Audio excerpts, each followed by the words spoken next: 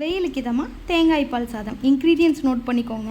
First அடுப்பில் cooker வச்சுட்டு cooker சூடானதுக்கப்புறம் கொஞ்சமாக பட்டர் போட்டுக்கோங்க. பட்டர் இல்லைன்னா நெய் கூட போட்டுக்கலாம். நெய் போட்டு கொஞ்சமாக எண்ணெயும் சேர்த்துக்கோங்க.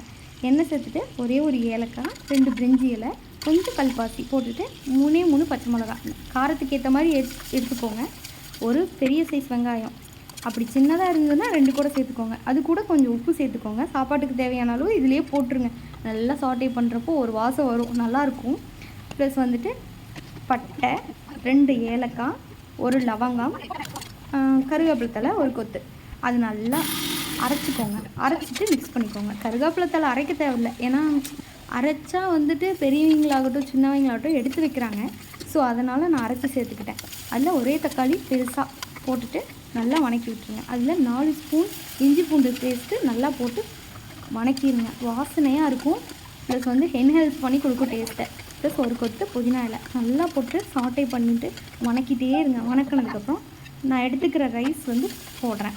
அது 1.5 கப் ரைஸ்க்கு 3 கப்பு தேங்காய் பால். நல்லா ரைஸை ஊற வச்சு எடுத்துக்கோங்க. ஏன்னா வரையாயிரும். பால்லையே வந்து வேக வைக்கிறோம் இல்லையா, அதனால கொஞ்சம் வரையாக இருக்கும். ஸோ நல்லா ஊற வச்சு எடுத்துட்டோம்னா நல்லாயிருக்கும். டேஸ்ட்டும் உங்களுக்கு பெஸ்ட்டாக இருக்கும். ஸோ இதுக்கு மேலே கொத்தமல்லி தூவி மூடி வச்சுட்டு ஒரு 3 விசில் விட்டுட்டு அதுக்கப்புறம் ரொம்ப நல்ல க்ரீமியான ஸ்ட்ரக்சரில் இருக்கும். அவ்வளோதான். உங்களுக்கு பிடிச்சவங்களுக்கு செஞ்சு கொடுங்க. உங்களே சுற்றி வருவாங்க. பாய்.